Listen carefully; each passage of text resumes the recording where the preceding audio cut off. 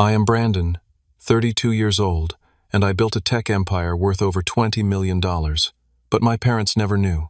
When I finally visited them after 12 years, they called me an uneducated failure and kicked me out of their house. I just nodded, said okay, and left without revealing my success. Sometimes silence speaks louder than words, and I was about to learn that lesson in the most satisfying way possible. Before I continue my story, I would love to know where you are watching from. Take a second to drop your location in the comments. Hit that like button, and subscribe if you want more stories about standing your ground with dignity. Have you ever had to hide your success from judgmental family members? Let me know below. Growing up in a middle-class neighborhood in Columbus, Ohio, shaped my early understanding of success. My parents, Richard and Diane Miller, had very specific ideas about what achievement looked like. To them, life followed a strict formula: prestigious university, respectable degree, stable corporate job, comfortable retirement. Anything outside that narrow path was considered failure. From my earliest memories, our family dinner conversations revolved around the importance of academic excellence. My father would lecture endlessly about how education was the only ticket to a respectable life. "People judge you by your credentials," he would say while pointing his fork at me. "Without proper education, society sees you as worthless." My mother reinforced these messages by constantly showcasing newspaper clippings about local kids earning scholarships to Ivy League schools. She displayed these success stories on our refrigerator like trophies. Meanwhile, my report cards with C's and B's in traditional subjects were met with deep sighs and disappointed looks. The irony was that I actually loved learning, just not in the way they valued. While I struggled with memorizing historical dates and algebra formulas, I taught myself computer programming by age 12. I would stay up until 2 in the morning coding small games and building primitive websites. My room transformed into a workshop of disassembled computers, circuit boards, and technical manuals. "What a waste of time," my father declared when he saw my latest computer project. "This tinkering nonsense will never pay bills. Your cousin Jeffrey just got accepted to Princeton pre-med program. That is what ambition looks like." The comparisons were relentless. Every family gathering became an exercise in humiliation as relatives discussed my cousin's academic achievements while my parents changed the subject when asked about me. I became the family's black sheep, the cautionary tale they whispered about. High school only widened the gap between my parents' expectations and my interests. While I barely maintained a C average in mandatory classes, I won regional computer science competitions and started a tech repair service for teachers and neighbors. The small business brought in decent pocket money, but my parents dismissed it as playing with toys. Real success requires discipline and structure, my mother lectured after I asked to skip a family event to finish a website for a paying client. "Your little hobby is distracting you from what matters." By senior year, the constant criticism had worn me down. My entrepreneurial spirit remained, but I had learned to keep my ambitions private.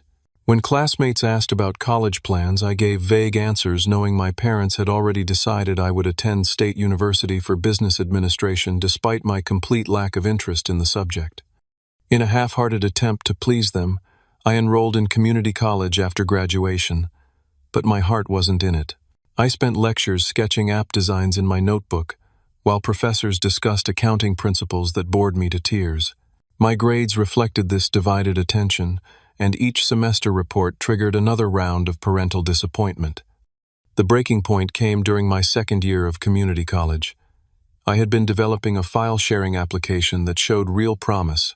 A local tech entrepreneur had expressed interest in seed funding. After seeing my prototype, this was my chance to pursue what I truly loved. When I told my parents I wanted to drop out and focus on my startup idea, the reaction was nuclear. My father's face turned crimson as he slammed his fist on our kitchen table. "No son of mine will be a college dropout. You want to throw away your future on some computer fantasy? This is absolute madness." My mother was more subtle but equally dismissive. "Brandon, honey, you are just going through a phase. Everyone wants to be the next Bill Gates, but for every success story, thousands fail miserably. We just want security for you."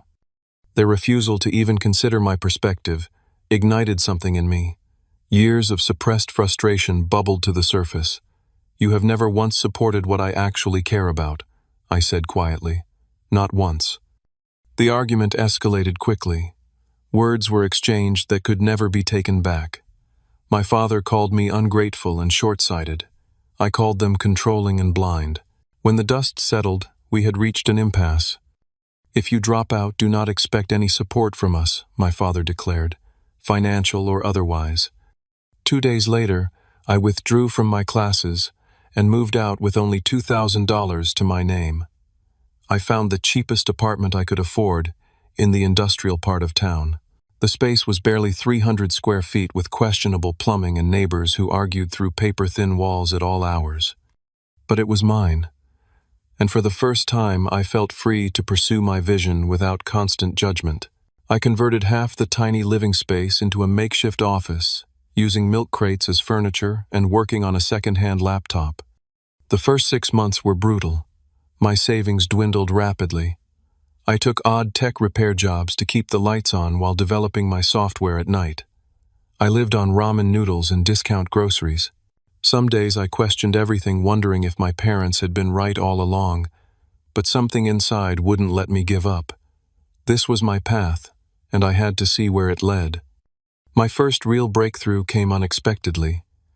After months of rejection and reworking my file-sharing application, I landed a small contract with a local real estate office.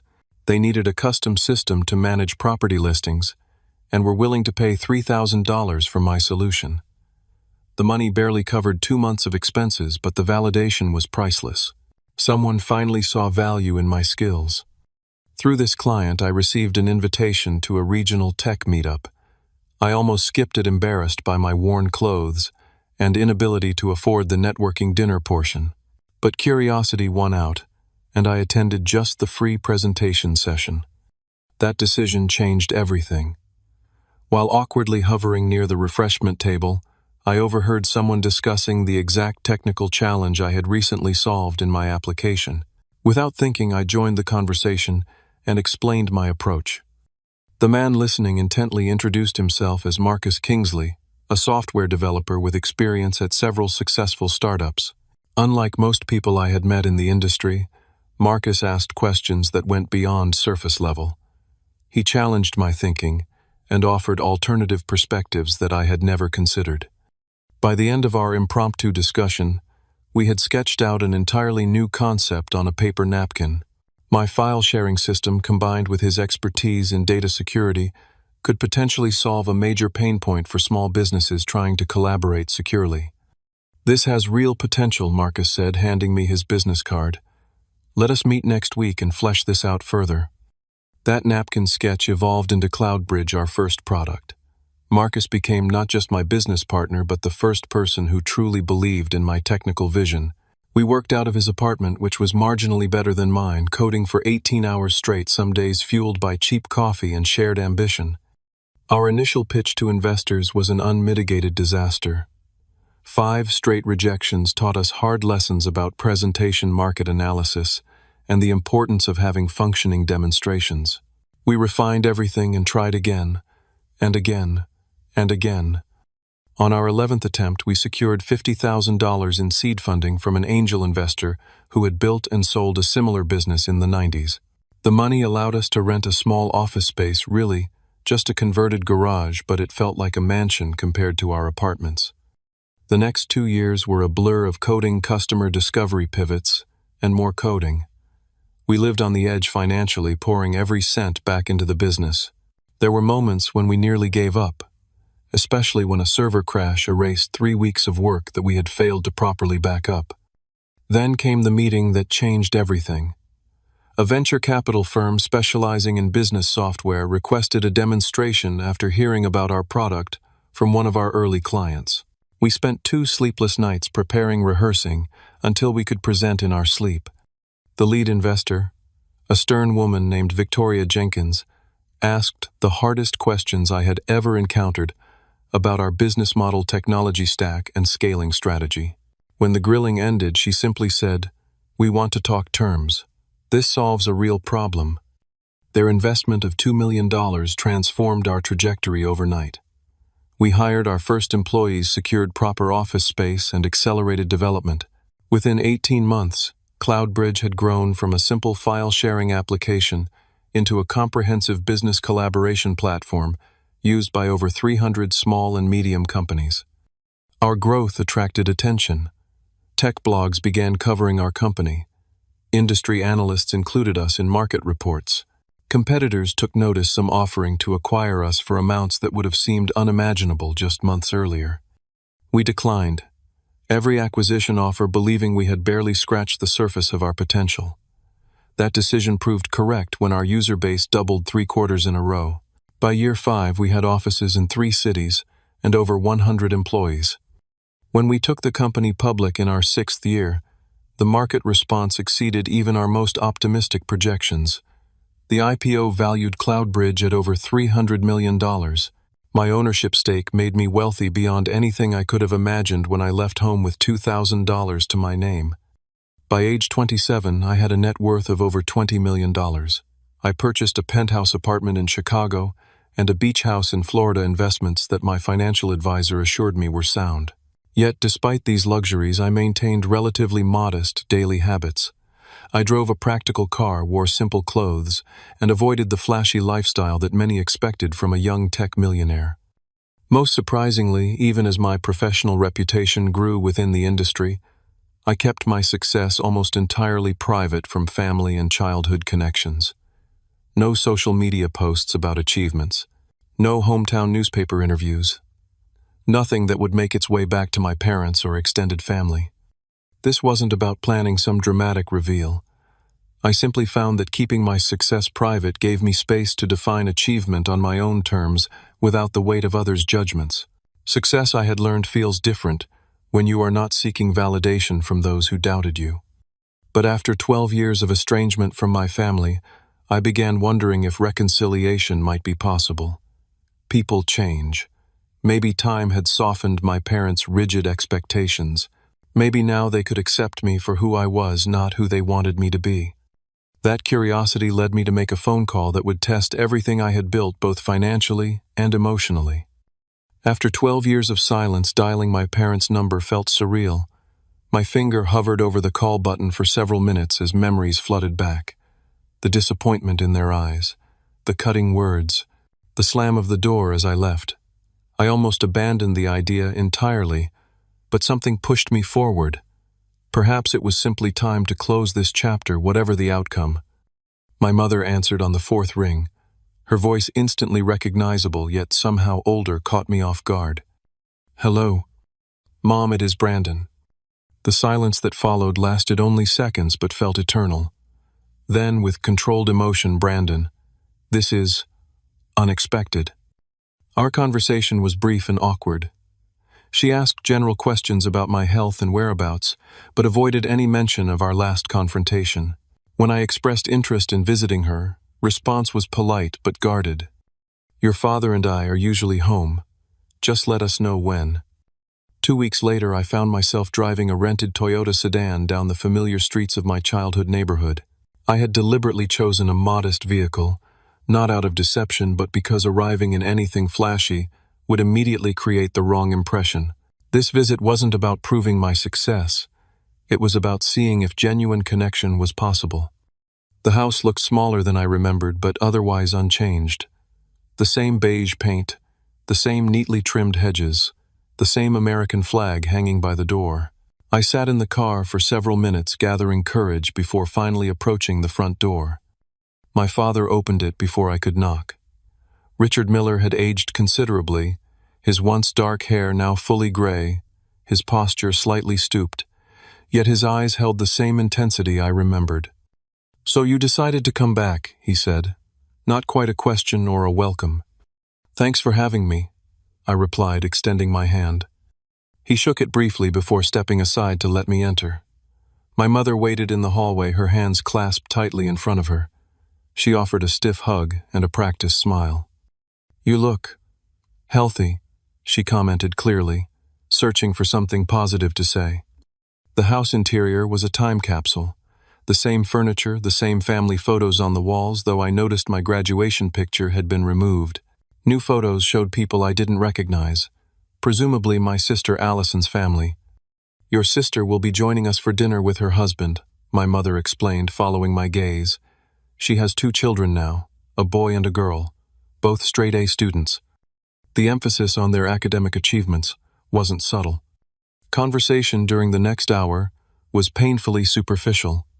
Weather, local news, updates on neighbors I barely remembered. Both parents carefully avoided asking direct questions about my life, until finally, as we sat in the living room with untouched iced tea, my father cleared his throat. "So what exactly do you do for work these days?" The moment of truth had arrived sooner than I expected.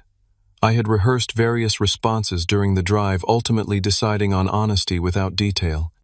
"I work in technology, software development and business solutions." "For which company?" he pressed.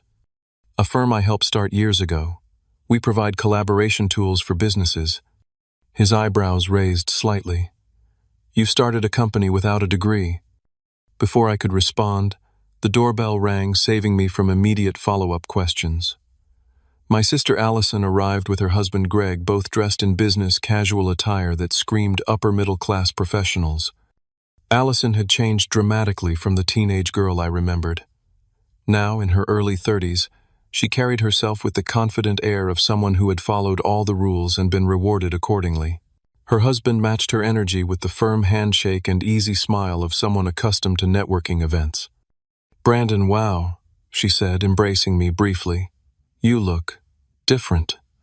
Dinner was served promptly at 6:30, another unchanged tradition. As we passed dishes around the formal dining table that had hosted countless uncomfortable family meals in my youth, the conversation inevitably turned to Allison's achievements. Allison just made junior partner at her accounting firm, my mother announced proudly, youngest in the company's history. "We always knew she would excel," my father added. "She had the focus and discipline from an early age." Greg nodded enthusiastically. "The partners love her. She brings in more clients than associates with twice her experience." Allison accepted the praise with practiced modesty, while I pushed food around my plate. "Some dynamics never change." "And Greg's medical practice is expanding," my mother continued. "They are adding a second location next year." The subtext was clear. Here are the successful children who followed our formula. The implicit comparison hung over the table like a storm cloud. Eventually, Allison turned to me with what seemed like genuine curiosity. "So tell us about your life, Brandon. It has been so long. Are you married, kids?" "No to both," I replied simply. "My work keeps me pretty busy." "What exactly is this company you mentioned?" my father interjected. "Something with computers, you said." I explained our business model in general terms, careful to describe it as the company rather than my company. I shared some of the technical challenges we had overcome and the types of clients we served without mentioning our size or success. My father listened with growing impatience. "But what is your position there? Are you management or just technical support?" "I handle strategic direction and product development." I answered truthfully, if incompletely. He scoffed slightly. "Sounds like fancy words for it work. Nothing wrong with that, but it is hardly a career with advancement potential." My mother jumped in with forced brightness. "But at least it is stable, right? You have benefits and everything." "I am taken care of," I assured her. "Good, good." She nodded clearly, relieved I wasn't asking for money. "Though you know it is never too late to finish your degree. Greg's hospital always needs administrators, and they have excellent tuition reimbursement programs." Greg shifted uncomfortably but nodded in agreement, always looking for good people. The condescension was well-intentioned but unbearable. I had run a publicly traded company for years, made decisions affecting hundreds of employees, and created technology used by thousands of businesses worldwide. Yet here I was being offered entry-level career advice, as if I were a directionless teenager. As dessert was served, my father returned to his favorite topic, the value of traditional education. The triggering moment came when he mentioned a news article about tech industry bubbles and overnight successes that disappear just as quickly. "That is the problem with your generation," he declared, pointing his dessert spoon for emphasis. Everyone wants to be an instant millionaire with some app or social media nonsense. But real lasting success requires credentials, authority, respect from established institutions. Something in me snapped. Not in an angry way, but in a moment of perfect clarity. Nothing had changed. 12 years had passed, and they were still incapable of seeing beyond their narrow definition of success. The technology industry has created more economic opportunity and innovation than any other sector in the past 20 years, I stated calmly. Many of the most transformative companies were started by people who saw beyond traditional paths. My father's face darkened. The conversation was about to take an irreversible turn. My father set down his dessert spoon with deliberate slowness, a gesture I recognized from childhood as a warning sign. His jaw tightened as he fixed me with the same disapproving stare that had intimidated me as a teenager. But I wasn't a teenager anymore. There it is, he said, his voice dangerously quiet. The same arrogant attitude that got you nowhere 12 years ago. Some things never change. My mother glanced nervously between us, her fingers fidgeting with her napkin. Allison and Greg exchanged uncomfortable looks, clearly sensing the storm brewing. "Richard, maybe we should talk about something else," my mother suggested weakly. "No, Diane. Our son comes back after all this time still defending his poor choices. I want to hear exactly what he has accomplished with this alternative path of his." He turned back to me. "So tell us, Brandon, how has rejecting education worked out for you? Are you changing the world with your revolutionary ideas?" His sarcasm was thick enough to cut with a knife. I could have answered truthfully. I could have mentioned our company's market capitalization, our industry awards, the thousands of jobs we had created, but I recognized the trap. No achievement would ever be enough if it didn't fit his predefined model of success. "I am content with my choices," I said simply. "Content." He almost spat the word. Content living in what, some apartment with roommates at 32. Content with no degree, no credentials, no real career prospects. That is setting the bar pretty low, son. Allison interjected, trying to diffuse the tension. "Dad, I am sure Brandon has." "Stay out of this, Allison," he snapped. "Your brother needs to hear the truth. Someone has to say it." He stood up suddenly, his chair scraping loudly against the hardwood floor. "You know what really bothers me? The wasted potential. You were a smart kid, but you lacked discipline, commitment, the willingness to put in real work instead of chasing get-rich-quick schemes." "Richard, please," my mother pleaded, but he was building momentum now, years of disapproval, finding its release. "Look at your sister," he continued, gesturing toward Allison. "Same upbringing, same opportunities. But she applied herself. Undergraduate degree with honors, master's in accounting, professional certification. She put in the work, built a reputation the right way. Now she has a beautiful home, a successful husband, children in private school." He paced around the table, warming to his subject. "Meanwhile, what do you have to show for your rebellion? You come here in bargain store clothes, driving a rental car, probably living paycheck to paycheck, doing basic IT work that any community college graduate could do." Each assumption was wildly incorrect, but correcting him wasn't the point. This moment was revealing exactly why I had been right to keep my distance all these years. My mother, apparently deciding my father had the right approach, joined in with her own brand of criticism. "We just wanted better for you, Brandon. Do you know how embarrassing it is when friends ask about you? The Johnson's son is a surgeon now. The Wilson's daughter is a professor at Stanford, and we have to say our son is doing something with computers somewhere. I notice you still haven't mentioned any accomplishments." My father pressed, his voice rising. "Because there aren't any, are there? No degree, no professional credentials, no stability." Greg stood awkwardly. "Maybe we should give you all some privacy to discuss." "Sit down, Greg," my father commanded. "This is family business, and you are family now. I want you to hear this too, as a lesson about parenting. Never let your children throw away opportunity like Brandon did." The room temperature seemed to drop 10 degrees. I remained seated, hands folded calmly on the table, allowing the tirade to continue. Each word clarified my path forward. You know what you are. My father leaned across the table, his face flushed with anger. You are what happens when potential goes to waste. Uneducated trash. A cautionary tale I use when counseling parents at church whose kids want to drop out of college for some internet fantasy. My mother gasped at his language, but didn't contradict him.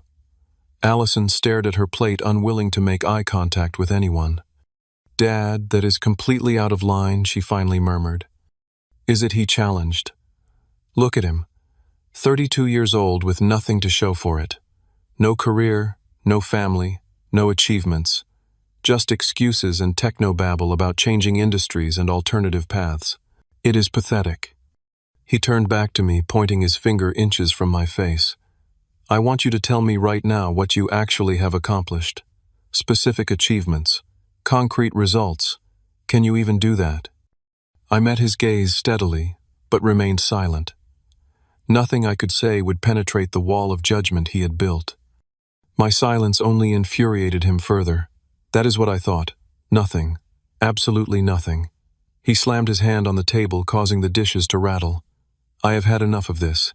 I cannot sit here and pretend this failure is acceptable. Richard, he is still our son, my mother whispered. No son of mine would waste his life like this, he roared. Get out. Get out of my house, you lowlife. I cannot bear to look at you and think of what could have been. The room fell deadly silent. My mother covered her mouth, tears in her eyes, but she made no move to contradict him. Allison looked horrified but equally paralyzed. Greg studied the ceiling, as if fascinating architectural details had suddenly appeared. I stood slowly, dignified, and nodded once. Okay, I understand. That is it, that is all you have to say. My father looked almost disappointed by my calm reaction. What would you prefer? That I beg, argue? Try to convince you of my worth? I shook my head. I stopped needing your approval a long time ago, Dad. Just go, he said, deflating slightly but unwilling to back down. This visit was a mistake. I walked to the entryway and collected my jacket. My mother followed, wringing her hands. He does not mean it, not really, she whispered unconvincingly. He is just disappointed because he loves you. That is not love, Mom. That is control. I kissed her cheek gently. Take care of yourself. As I reached for the door, my father called out one last time. When you finally hit rock bottom, do not come looking for help. You made your choices. I turned back briefly. I won't be back. Not until you can see me as I am, not as who you wanted me to be. The door closed behind me with a quiet click that somehow felt more final than any slam could have.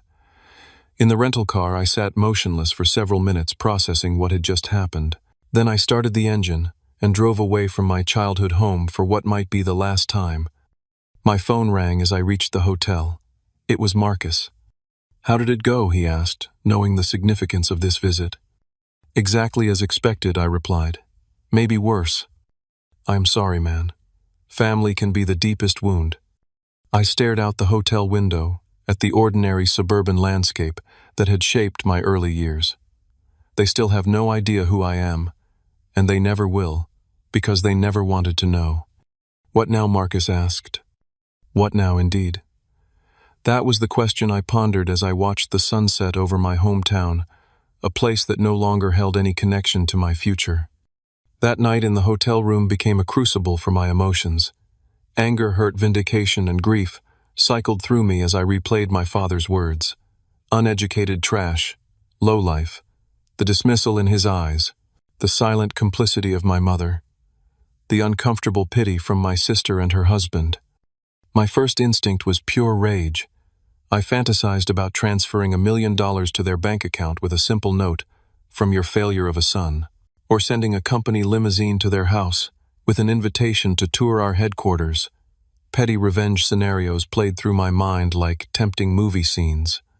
But as the night progressed, clarity emerged through the emotional fog. What would such gestures actually accomplish? Would proving my financial success suddenly make me worthy of their respect? And more importantly, did I even want the validation of people who could treat their child so cruelly? By dawn, I had reached a decision that felt not just right, but liberating.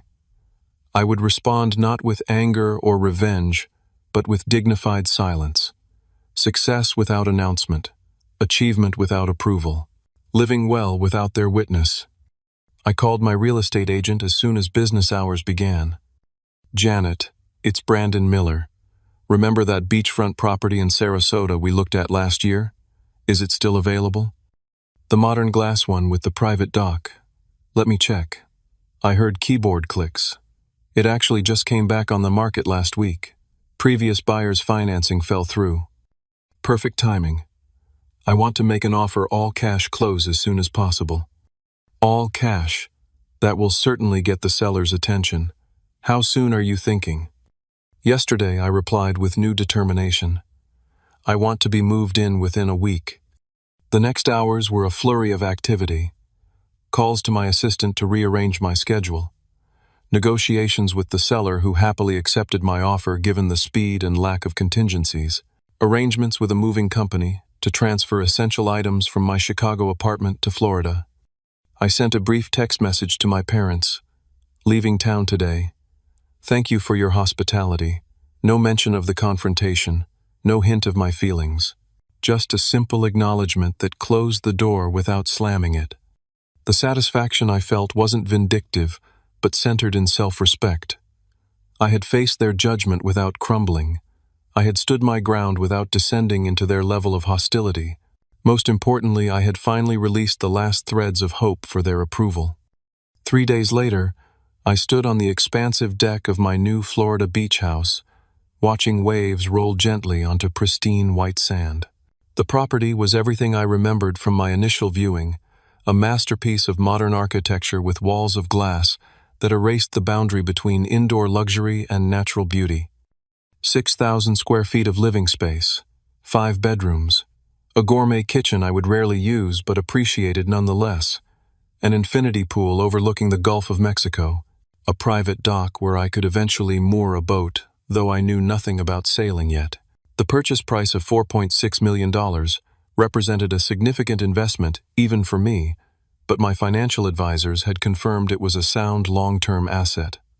I set up my home office in the second floor, study a light-filled space with panoramic ocean views. The desk positioned to face the water became my new command center. Here, surrounded by natural beauty instead of family toxicity, I found fresh energy for work.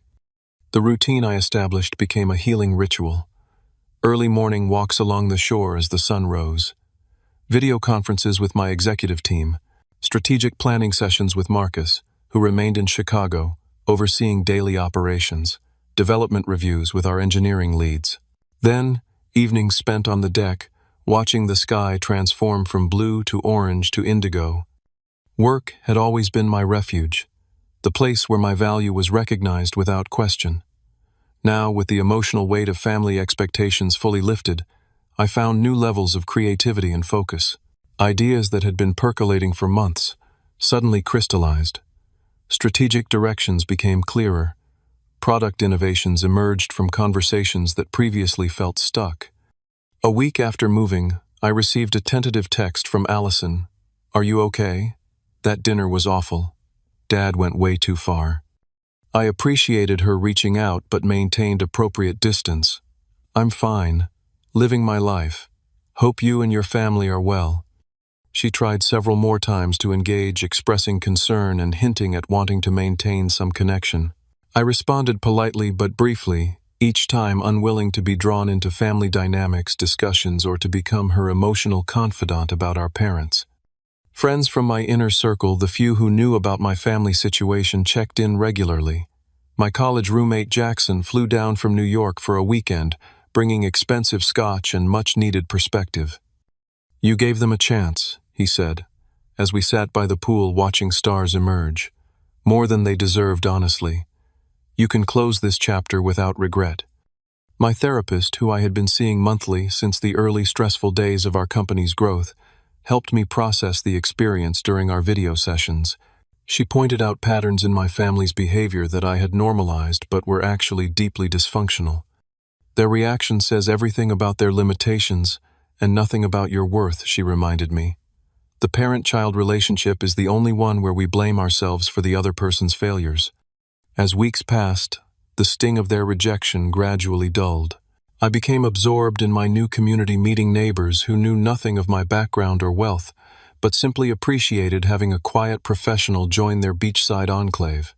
I joined the local business association, looking for opportunities to contribute meaningfully to the area that was becoming my sanctuary.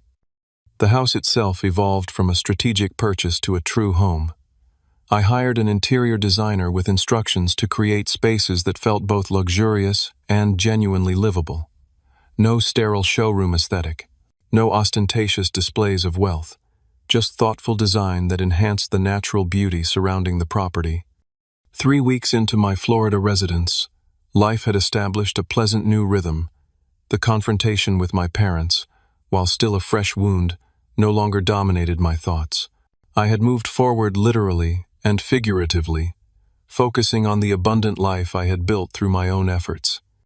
What I didn't realize was that the story was far from over.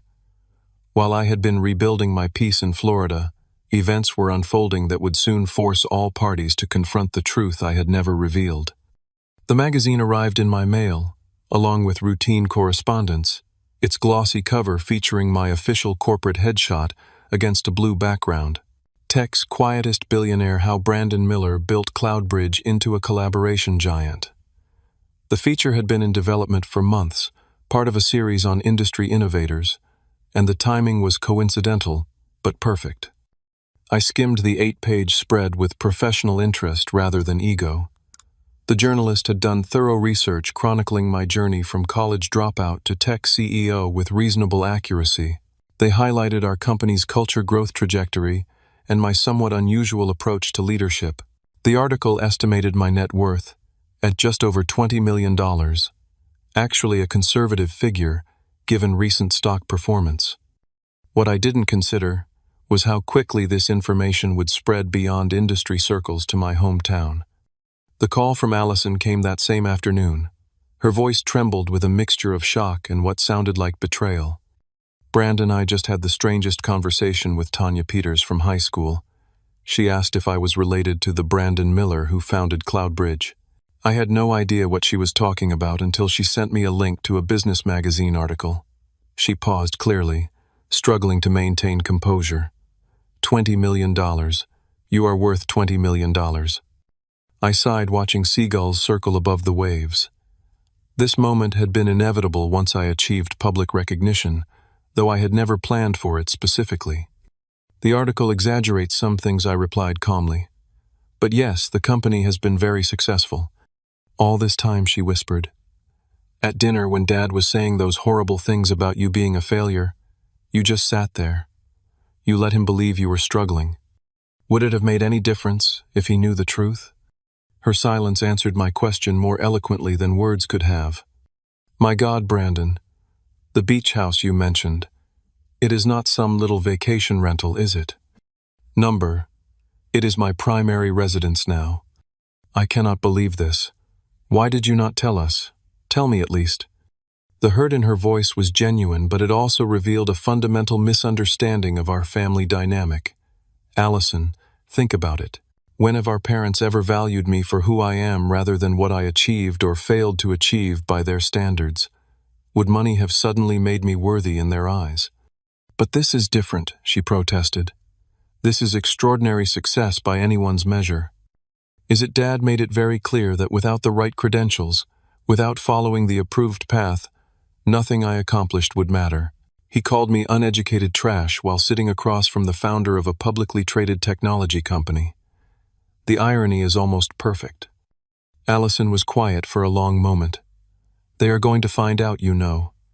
The article is already circulating. Mrs.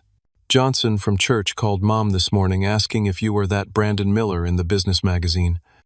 I could imagine the chaos unfolding in my parents' household as news spread through their social circles. The neighbors who had heard them dismiss their son for years, suddenly discovering he was a business success story. The church friends offering congratulations for an achievement they had never mentioned. The frantic Googling of my name revealing years of industry recognition they had been completely unaware of. How did they react, I asked, curious, despite myself.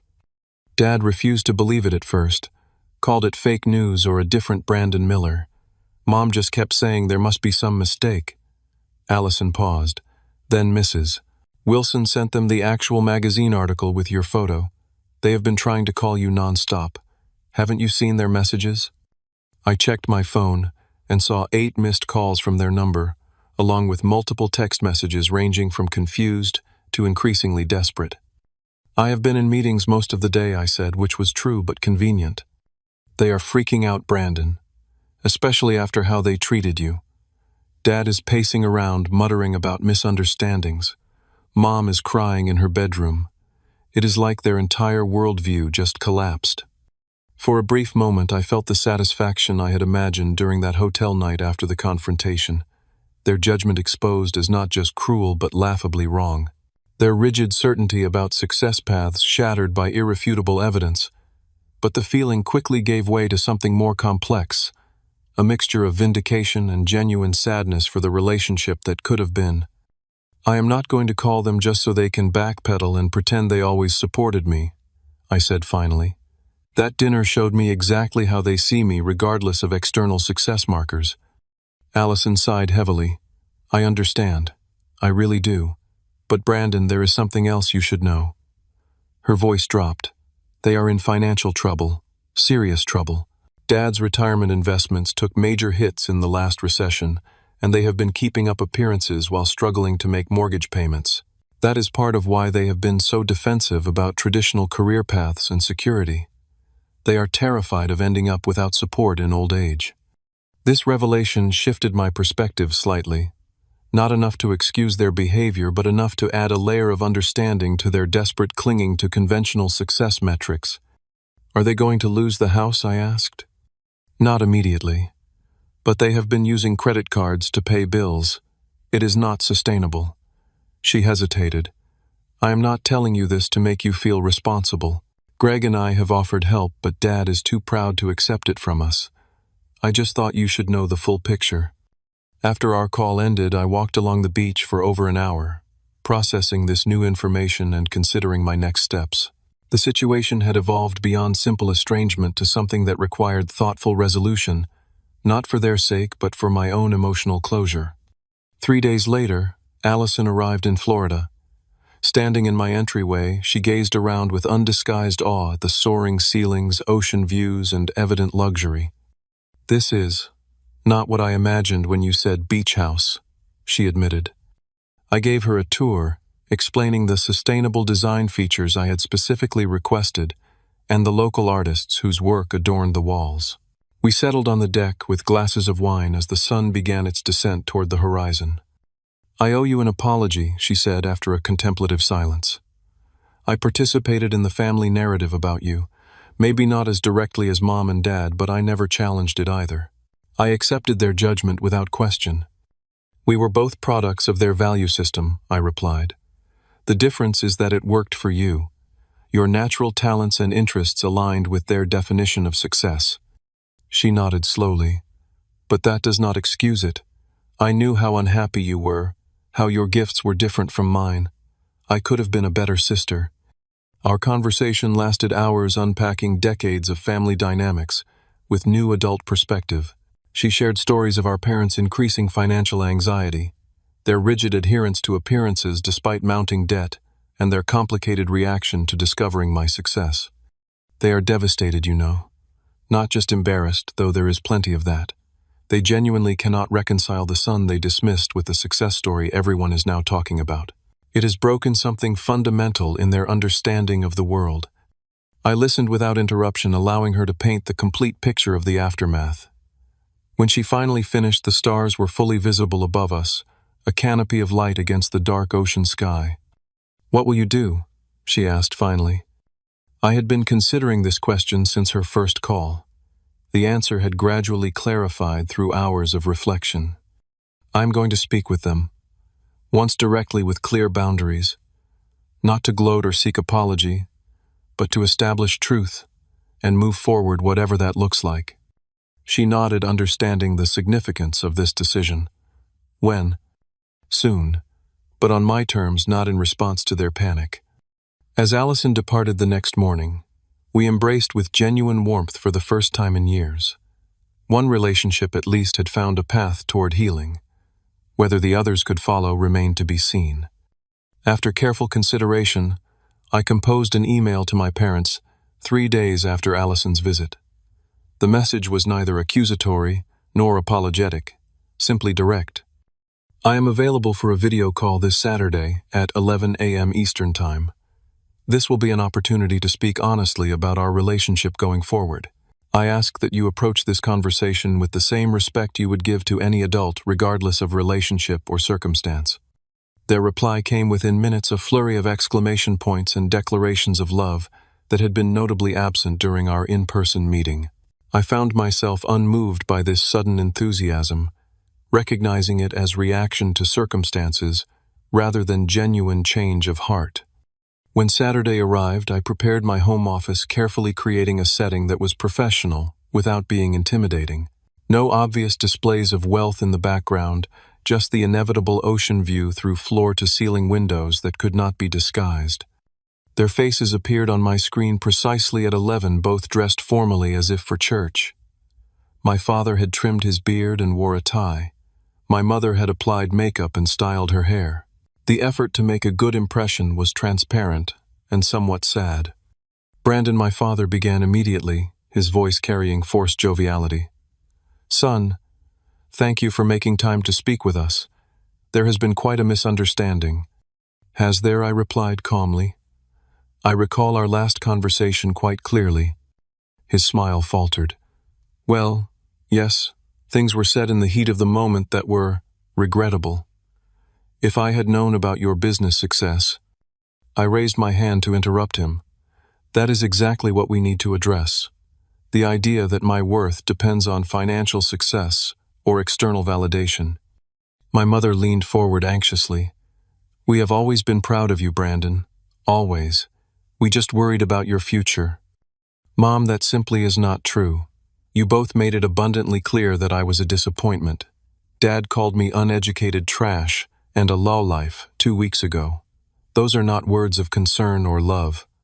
My father shifted uncomfortably. "I apologize for my language. It was completely inappropriate. I was frustrated because we thought you were throwing away your potential. The irony being that I was actually fulfilling it, just not in the way you prescribed." A heavy silence followed, as they struggled to formulate a response that would bridge the unbridgeable gap between their previous condemnation and current knowledge.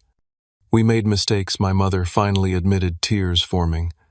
"Terrible mistakes in how we treated you. I see that now. We were so focused on what we thought success should look like that we couldn't recognize it in another form." My father nodded reluctantly. "I was wrong, son. About many things.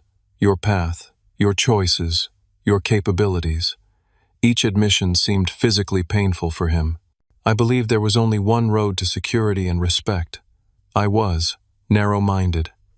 Their apologies continued, sometimes genuine, sometimes sliding into justifications about their own upbringing or fears about economic instability. I listened without interruption, neither accepting nor rejecting their words, simply allowing them to express themselves fully. When they finally ran out of explanations, I spoke carefully, having rehearsed these thoughts extensively. "I did not arrange this call to extract apologies or to highlight your mistakes. What happened between us was not a momentary lapse, but the culmination of a lifetime of conditional approval. I succeeded not because of your approach, but despite it." My father winced but remained silent. "I am not interested in a relationship based on my financial status or public recognition. If we are to have any connection moving forward, it must be founded on mutual respect and acceptance of who we actually are, not who we wish each other to be." My mother nodded tearfully. "We want that too, Brandon. We want to know you, the real you, not just what you have accomplished." "That would be a significant change," I noted. "Are you prepared for that? To accept me even if I made choices you would not make, to respect my judgment, even when it differs from yours?" My father cleared his throat. "I would like to try. I cannot promise perfection, but I can promise effort." Allison had mentioned their financial troubles, information they had conspicuously avoided during this conversation. Their pride even now prevented them from addressing their needs directly. "Allison told me about your financial situation," I said calmly. watching their expressions shift from surprise to embarrassment. I am not going to offer direct financial support, as I believe that would create an unhealthy dynamic between us. However, I have arranged for a financial advisor to contact you next week. He will help create a sustainable plan for your retirement. His services are paid for, and he will not disclose any details of your situation to me. Relief and shame battled visibly on my father's face. That is very generous. Thank you. It is not generosity. It is pragmatism.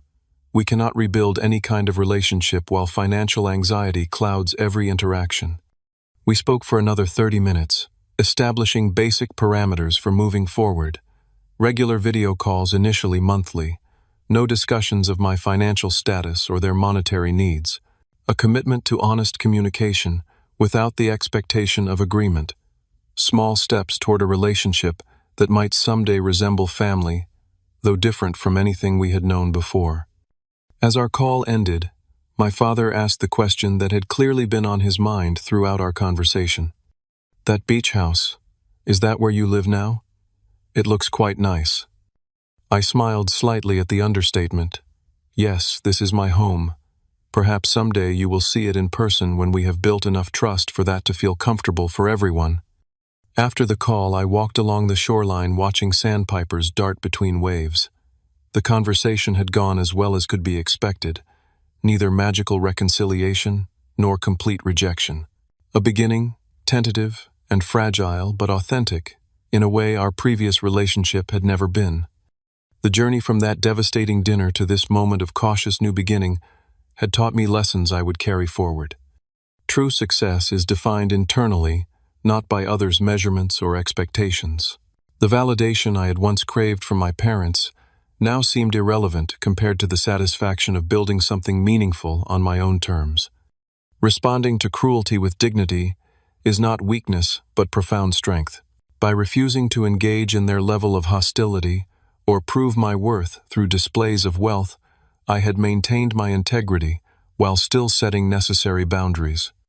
Family connections, while important, must be based on mutual respect to be healthy. Blood relation alone does not entitle anyone to mistreat you or diminish your achievements. Most importantly, I had learned that success without inner peace is ultimately hollow.